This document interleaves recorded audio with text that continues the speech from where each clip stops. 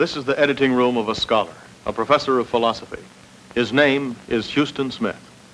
For 6 months, Dr. Smith has been doing research on a special project and recording his findings on film. His purpose has been more than usually serious and profound. He's made an attempt to discover America's own moral answers to 16 of the most basic public and private issues that Americans face. In his search, Dr. Smith has traveled thousands of miles and asked literally hundreds of questions. He's talked with scholars and statesmen, newspaper editors and economists, philosophers and politicians. Tonight, from these priceless film records of that journey, Dr. Smith has drawn together what he believes are America's best answers to another basic problem of our future. Tonight on The Search for America.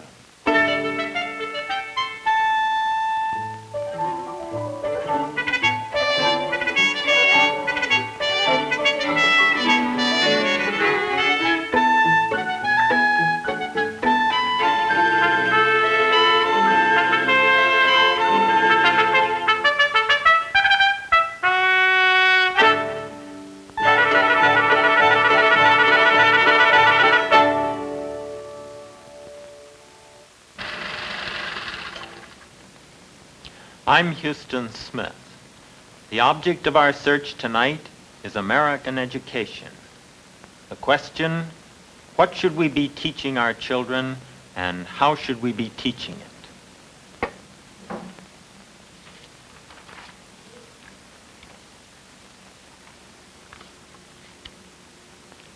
The American schools have been at the heart of the American dream. They've been the repository of our hopes for a better future. In the past, we've been proud of them, perhaps complacently proud. But that's changed. A long line of black-gowned figures with bright, youthful faces used to be the delight of copywriters looking for a symbol of America's future. Today, it's come to be seen as a line of ill-informed children whose intellectual nakedness is not hidden by an academic gown. The schools today have become the focus of criticism so severe that it might better be called an attack. But let's not blame the schools only. Since most of them are locally controlled, an attack against the American school is really an attack against the dominant values of the American community. In looking for people who could shed the most light on this problem of American education, there was no end of possible candidates. But I was looking for some very special people, and I think I found them. The first was Mark Van Doren, who for the last 30 years has been teaching at Columbia University in New York City. His only credentials were the magnificent performance of his students and the universal esteem in which they and his colleagues regard him. But that was enough. He still lives, as he has for the past 20 years, at 393 Bleecker Street in the heart of New York City's Greenwich Village.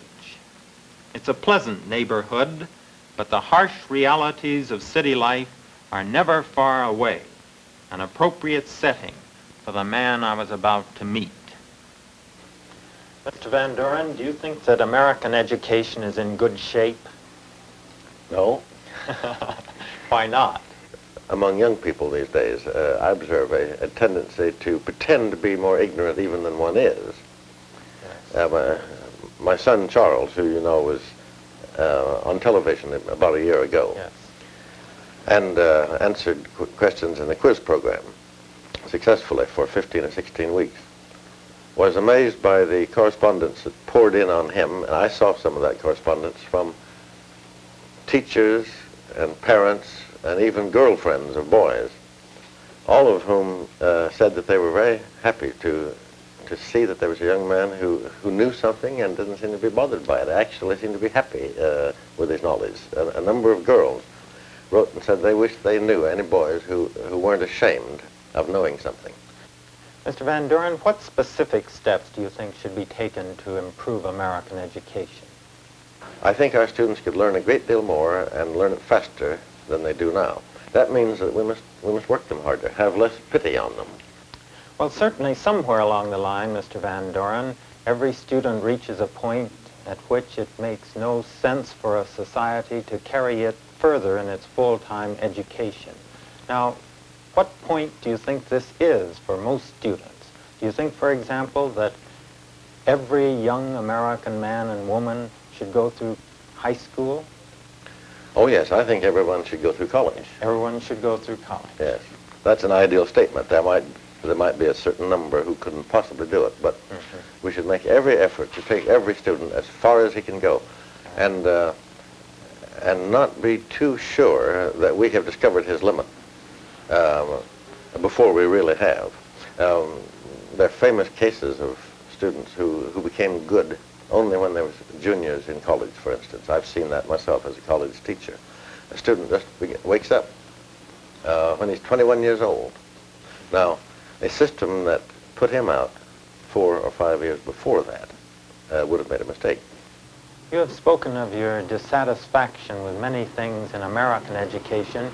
Do you know of anywhere where education on the whole is better than it is here? Well, it has been better in Europe for many centuries, in England and France, now in Russia. Incidentally, the Russians not only study mathematics and science, they study literature. No people is more interested in Shakespeare today than the Russian people. They're crazy about him. They perform him much more than we do. Their favorite play happens to be Othello for some reason, but they play Othello hundreds of times a year. They read more than we do. The Russian people read more fiction and poetry and philosophy than we do. I'm afraid the Russians are good in their education on all fronts. That's what's really serious. I wouldn't worry about them if they were merely turning out some screwball scientists. They seem to take science seriously. It isn't a screwball thing for them. The principles of discovery, the truly mathematical and difficult parts of science, they seem to be devoting a great deal of attention to it. In Russia, of course, this tremendous emphasis in education is backed by government support and is centralized in government control. Do you think that American education should receive federal support and perhaps also should be under federal control as well? Well, that's a terribly interesting question. I wish I knew more about it. I wish I had thought I had the right to an opinion about it. There's no question in my mind or in many minds these days, you gather that from what you read, there's no question that our education must be better and harder and must get that way as fast as possible. Now, the question is whether we are going to do that by ourselves, meaning the people. It's hard to distinguish between us and our government. The Constitution begins, we the people of the United States. The people are the government, and the government is the people. We know that. And yet, from time to time, the people of the United States have been content to let their government do things for them. The question whether in all the parts of the country, not only states, but towns and cities and even rural communities, the question whether in all those parts of the country, simultaneously, the desire for better education will spring up and results be achieved everywhere soon enough, or whether the government is going to be asked by the people to do it for them is a question that I must confess I don't know how to answer. My instincts all make me hope that we will do it ourselves. But it's a question of how much time we have. It's a question of whether or not we can afford to take our time. That's the famous question with democracy. It's slow. France, of course, educates its people, all of its children, with an absolute uniformity. Every child of 12 in France knows certain things, and there are systems of inspection which make sure that he does. How do you think this works out on the whole? It's said to have worked out magnificently. The French are still the most literate people in the world, I believe. Now, you hear also that the poor little French boy and girl is worked very hard. they're pale, and they don't have much recreation, they don't have much exercise, and so forth. But I take it you're not against this. I think we can afford to punish our children a little more. We're so anxious to have them happy that we forget that the chief happiness of man is in the use of his mind. This seems to be verging on my next question, for I was just going to ask you, what do you feel to be the ultimate aim of education? We've talked about a lot of specifics, but what is its final purpose? Well, I think I've already suggested it. I think it's the liberation of everybody into the use of his own mind. It's making him free of his mind, free with his mind, free in his mind. That's all education can be expected to do. It can't be expected to save the world. I'm afraid that's too much to ask of it, or maybe it's too little to ask of it. I think the great thing that it has to do is to make each man free, and the only way we can be free is by coming into possession of all the intellectual apparatus that we have. Mr. Van Doren, do you think that the American people have within them to rise to what our times demand in this matter of education? Well, I have complete faith that they have. I have great faith in our people, and I hope nothing that I've said could be construed as meaning that I do not love our people very much and think that they have everything that any people needs to have. They've always been able to do what they needed to do. I think they can do this, but it might be their toughest assignment so far. A few weeks later, 450 miles due north of that pleasant apartment in the village, I finally had the chance to meet a man I had admired for a long time.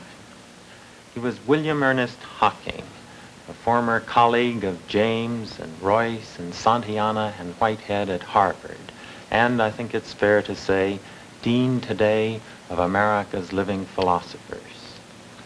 84 years old, Dr. Hocking now lives alone in an old farmhouse at the end of a country road high up in the New Hampshire mountains. It was late spring, and my wonderful fortune to get in on the last snowfall of the season. The pursuit of knowledge is not always so rigorous, but every difficulty was more than made up for by the man I was about to see. Dr. Hocking, you've been involved in education all your life, and you've also traveled very widely abroad. How do you think that American education compares with education in other countries? And I should say that on the whole, American education is more light-hearted than education, let us say, in either England or Germany or Italy or Holland. In all of these lands you find a certain seriousness, not only in the conduct of education, but in the feeling of the students.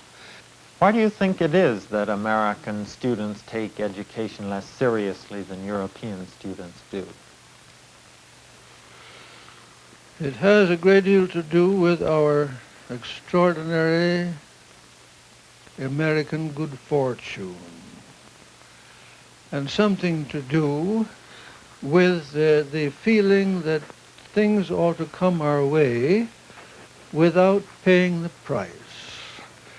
As we learn, perhaps through gentle humiliations or less gentle humiliations, that there is a price to be paid, education will begin to be a serious matter in America as well. Dr. Hocking, America is founded on the ideal of democracy, and this involves the idea of natural rights. Do you think that everyone has a right to education? This is one of the leading fallacies to which our notion of democracy is subject. We have a right to certain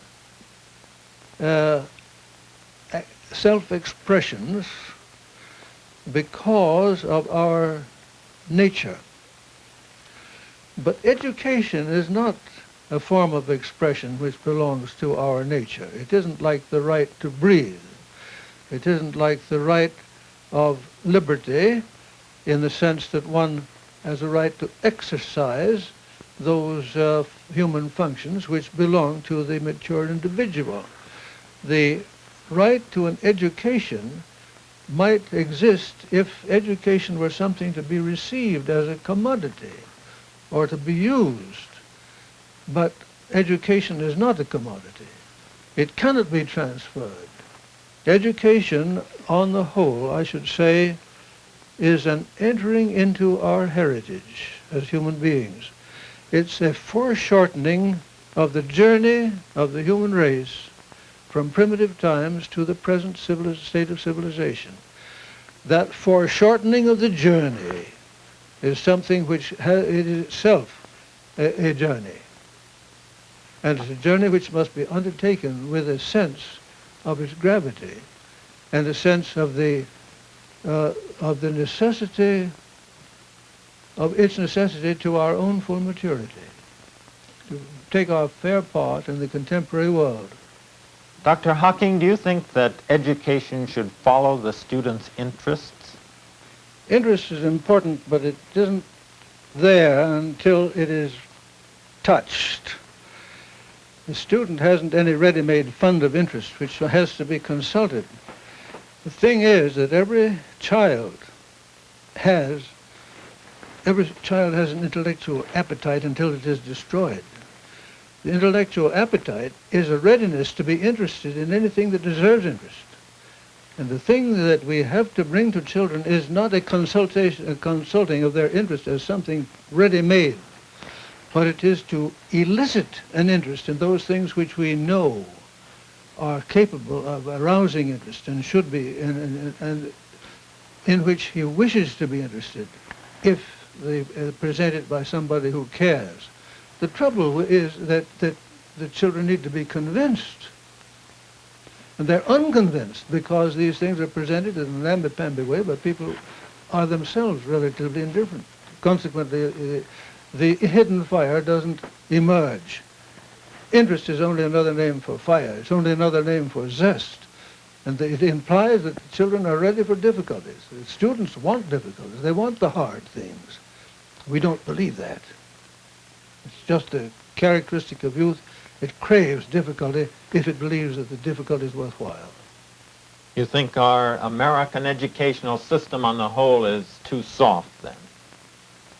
Soft and multifarious. Multifarious. Well, on just that point, considering the enormous range of knowledge and the almost infinite variety in human aptitudes, is it possible that education in its content, too, might be infinitely diverse? One judges by the swelling catalogues of colleges that there is a movement toward infinity. And if it could only reach that goal, I think its inherent absurdity would become manifest at that point. The idea that multiplication of courses has anything to do with the value of education is one of the peculiar fallacies of our time. We live in a period characterized by too muchness all around. Too many good things, too many good journals to read, too many newspapers, too many amusements, too many facilities of life, too many gadgets. Too muchness means shallowness with regard to anything. It means the lack of the leisure and care necessary to win an honest appreciation. It seems to me best illustrated perhaps in the development of the moving picture program, in which perhaps 2 or 3 or 4 subjects are presented in an evening to persons who are fully capable of becoming concerned and interested with one. But if you are really engaged in a story and you're really involved in the characters, to switch from one story to another is an act of disloyalty.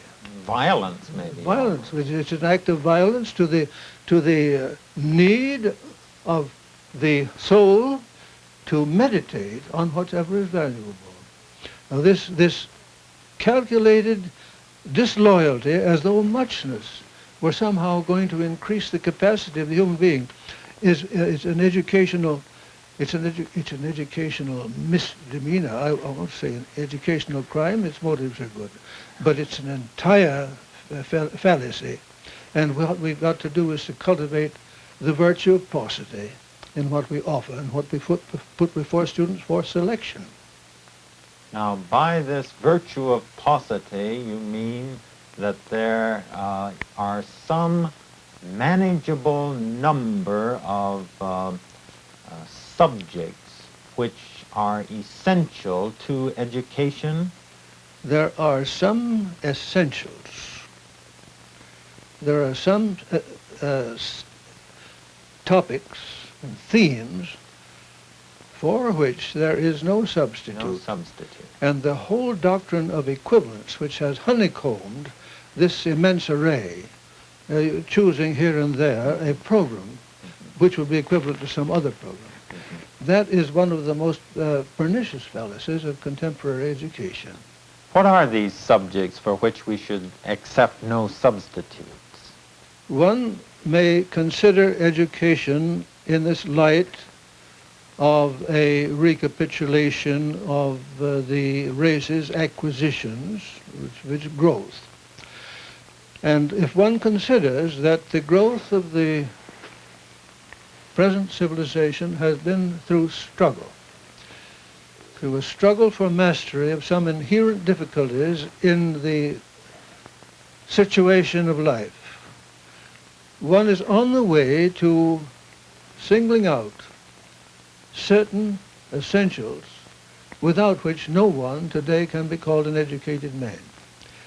The essential struggles are, I think, in the first place, the struggle which has resulted in our mathematical physics, the struggle which has given us the thought mastery of nature through realizing that there's an inherent necessity in the connection of natural phenomena, a necessity which is expressed in mathematical form. And then there is the struggle which comes out in the working out of a complex economy in a numerous society, the necessity of meeting interests through understanding rather than through conflict, an interest in the management of the technique of economy and in the division of economy, the matters of production and of distribution. The Marxians are not at all wrong in singling out the importance of economy in the concept of a civilization. The question is whether it is overdrawn in its importance. Its centrality is inescapable. Economics is one of the things without which civilization as it is today can simply not be understood. And then there is the struggle of right, the struggle between different conceptions of right, the struggle which is embodied in the discipline of law. One of the chief delinquencies, I think, of our time in our college programs is the banishment of law to a professional specialty, whereas it belongs to every citizen to know the fundamentals of the law on which our civilization succeeds in maintaining an almost incredible diversity of interests with a minimum of internal conflict. Law should be one of the three essentials, one of the three tough disciplines which belong to the curriculum of every man who proposes to call himself educated. So these three things then would form the heart of the college curriculum in your view? The three tough disciplines, inescapable and necessary. Yeah. I take it this means that not all young people should go to college. I agree with that. Not all young people should go to college. There certainly is not a democratic right that everyone should have a college education, nor perhaps a high school education. There are other forms of preparation for useful activity. but we should not prostitute the primary educational system of our country to make one thing equivalent to that with which it is not equivalent. Dr. Hocking, you've given your entire life to education. What would you say is education's fundamental purpose in human life? To introduce a human being to the secrets of his own power to create, and thereby to win through freedom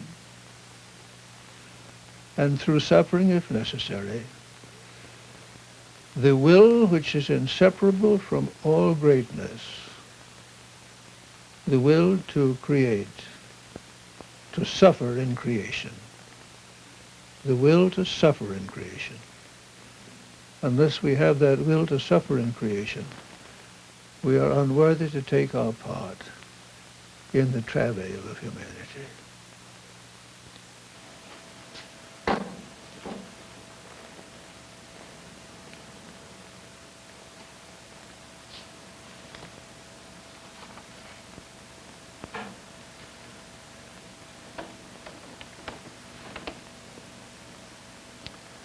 A big nation is not necessarily a great one, but the words that make for greatness have, I think, been spoken tonight. Discipline, struggle, a love of things of the mind, the will to create, these are words that directly challenge the easygoing, passive, indifferent life that ad writers would tell us is the American way. Togetherness isn't a substitute for individual effort, and education isn't a chocolate that can be dropped in the pupil's mouth. Democracy need not mean that everyone sink towards the lowest level. It could mean that everyone rises to its highest. More than any other institution in our society, education has the chance to prove this fact. But if it does, it's going to have to listen closely to the aims of education as we've heard them tonight. To introduce a human being to the secret of his power to create, and to win thereby, through freedom and through suffering, if necessary, the will that is inseparable from all greatness.